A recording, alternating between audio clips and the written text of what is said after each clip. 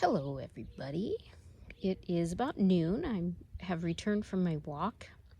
I'm sitting in the shade. Um, it's beautiful out. There is a fishing boat out there putting out his net. The only one out there. It's so calm, so beautiful.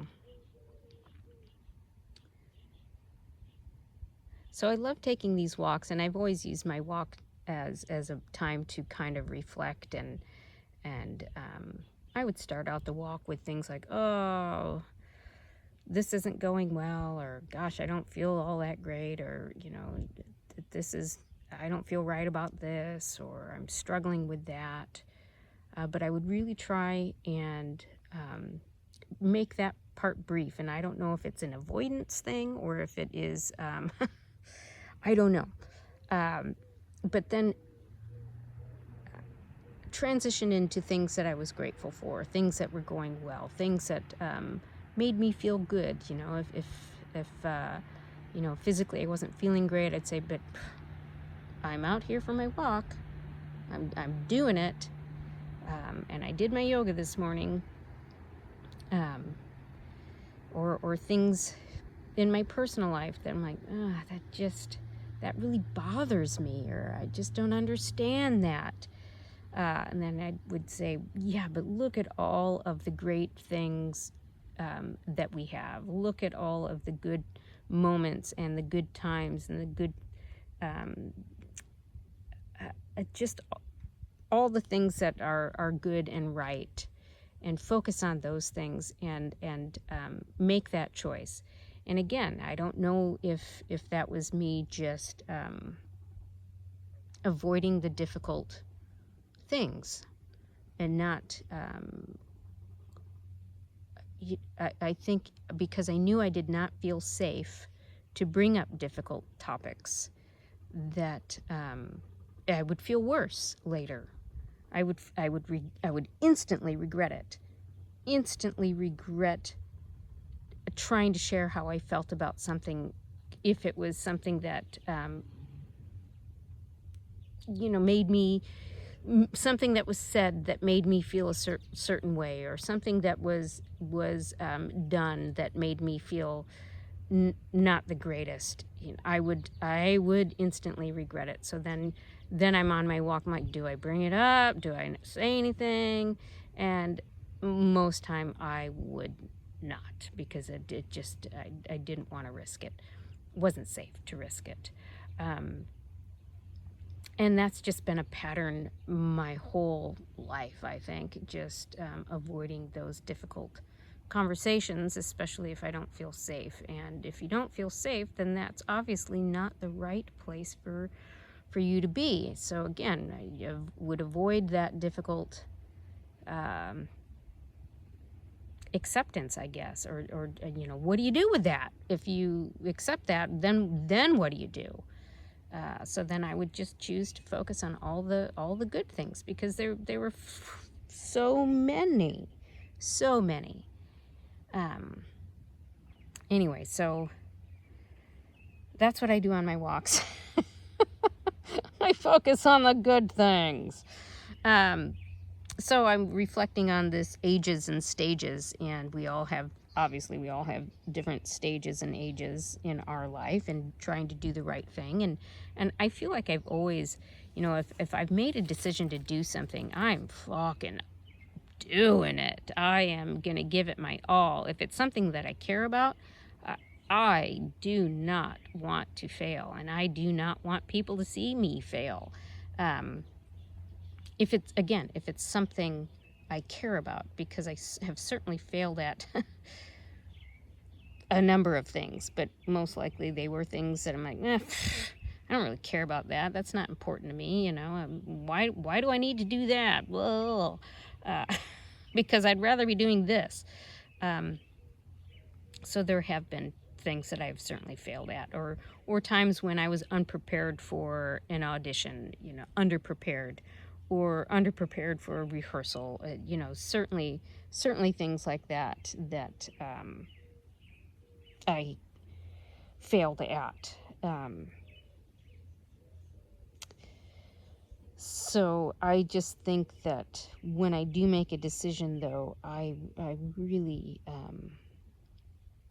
no matter what it is, if it's something I care deeply about, I'm going to do it to the best of my abilities, whether that was in music, in that stage of my life, or maybe it was in my, when I made the decision to stop pursuing music. There's a whole story as to how that happened. I know people were like, what the hell?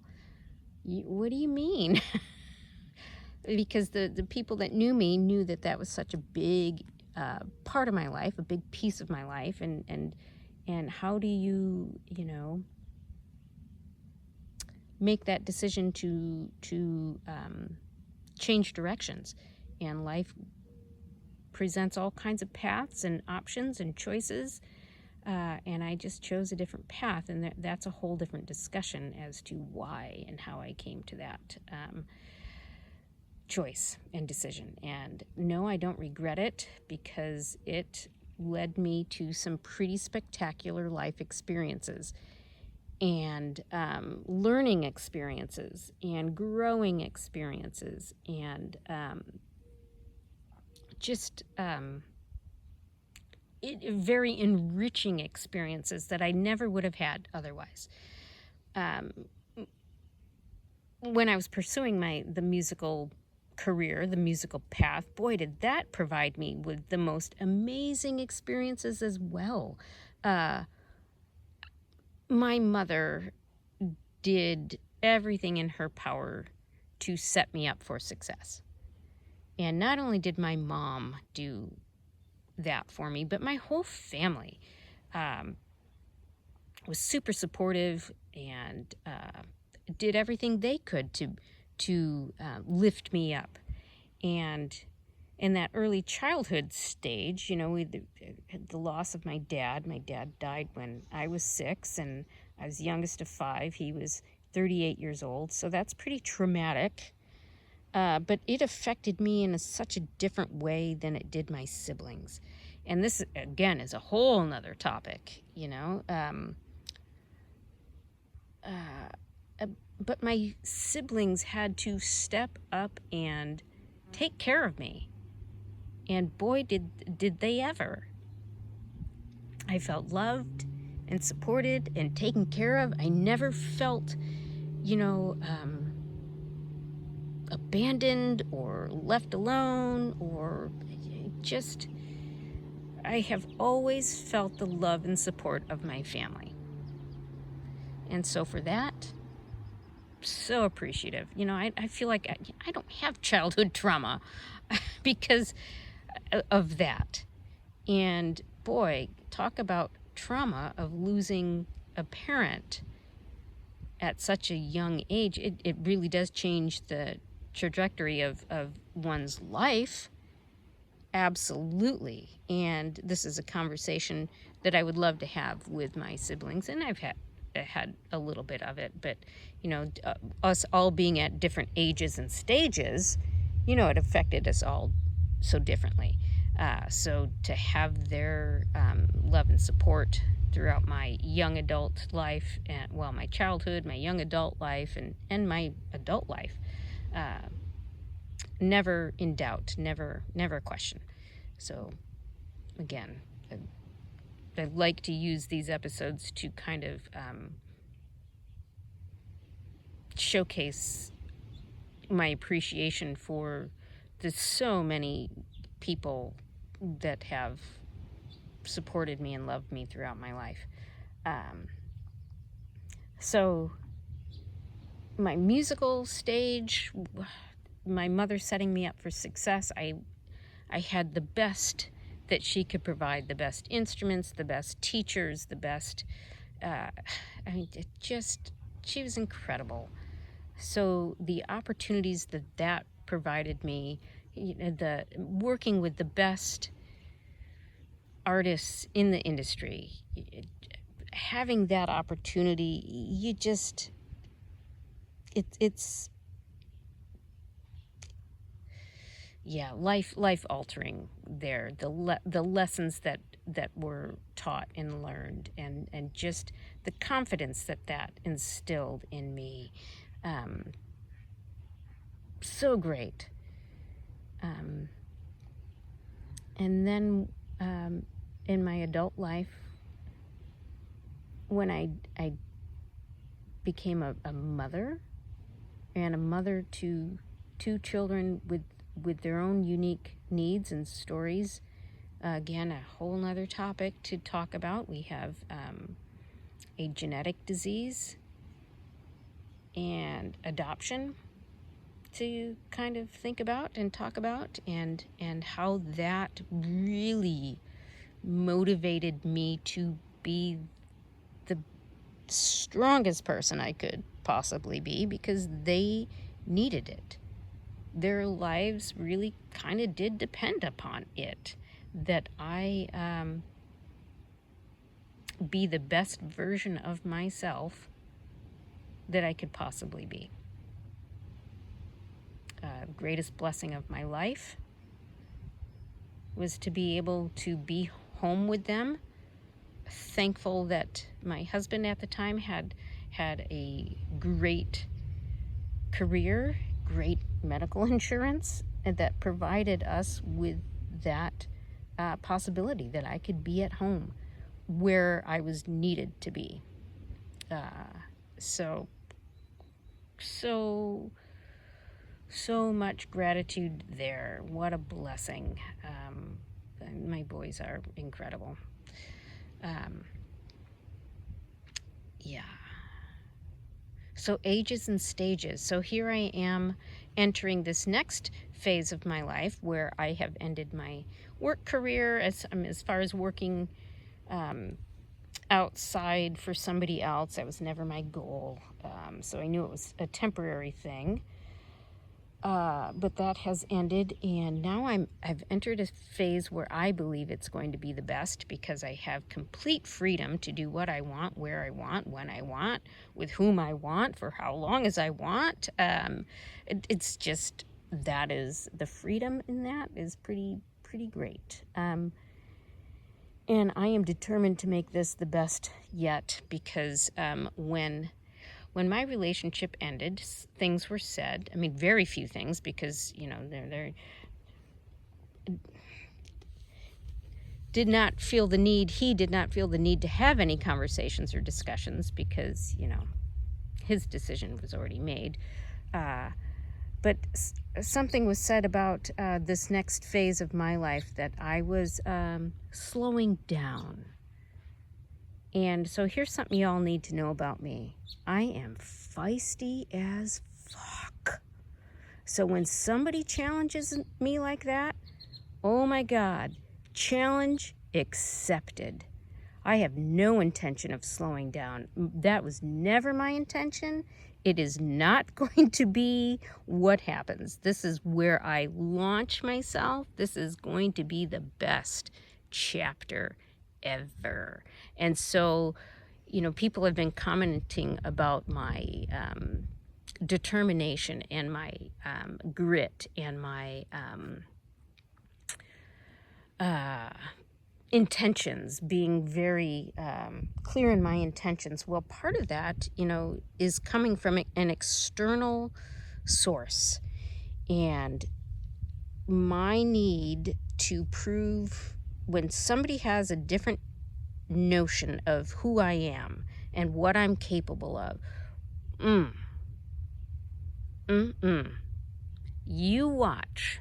You just watch. Oh, you think that? Well, you watch this, because you are wrong. You are so wrong. You couldn't be more wrong.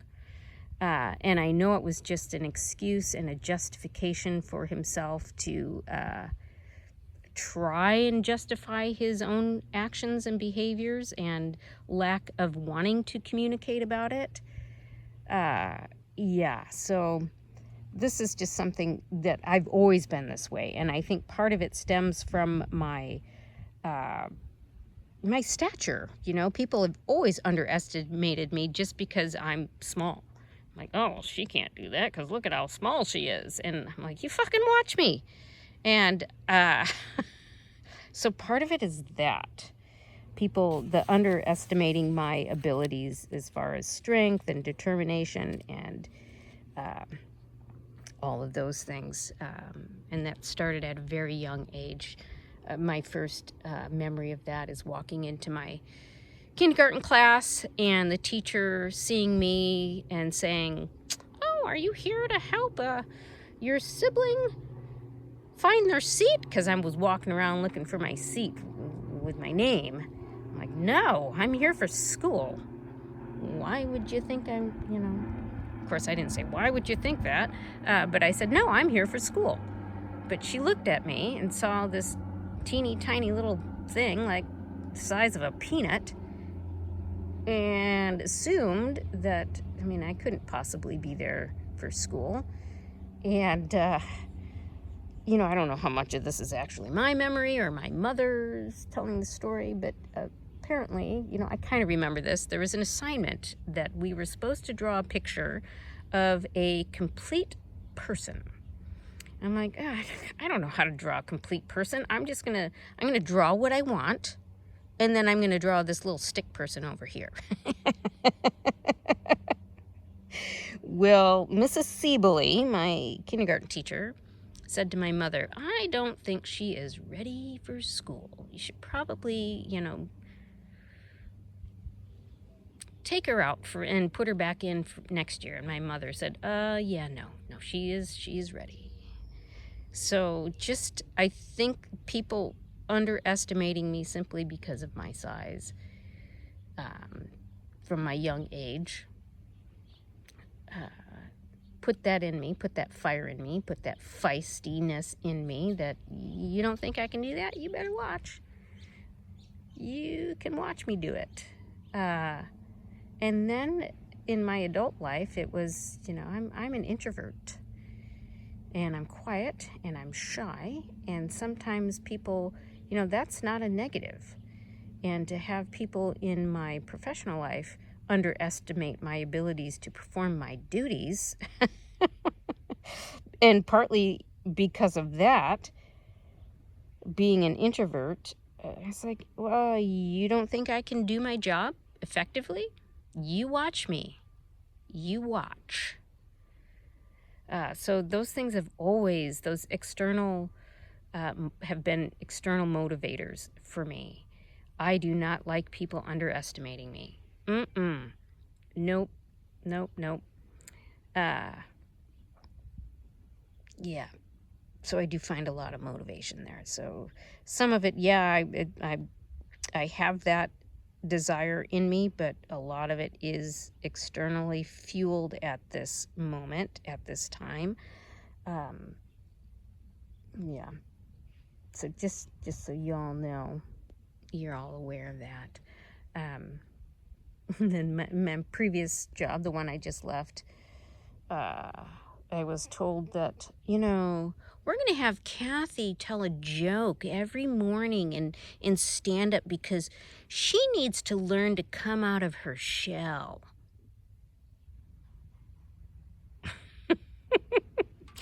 Imagine the look on my face hearing that. Like, yeah, you don't need to teach me how to come out of my shell. So I just thought that was so disrespectful and so rude. Just an example of, why I could not be there. Not that we need to go down that road, but just another example of how, don't tell me who I am or what I am when you don't even know me. You don't know me. Don't make assumptions about what I can and cannot do simply by my stature or my quietness, because I'm quiet because I'm observing. I'm watching. I'm listening. I'm learning. So anyways, just a little bit of, oh God. insight into the ages and stages. And sometimes I talk about different things in my life, and I swear to God, like, wow, I have done so much in my lifetime. I've had so many experiences, so many incredible experiences. I almost can't believe it.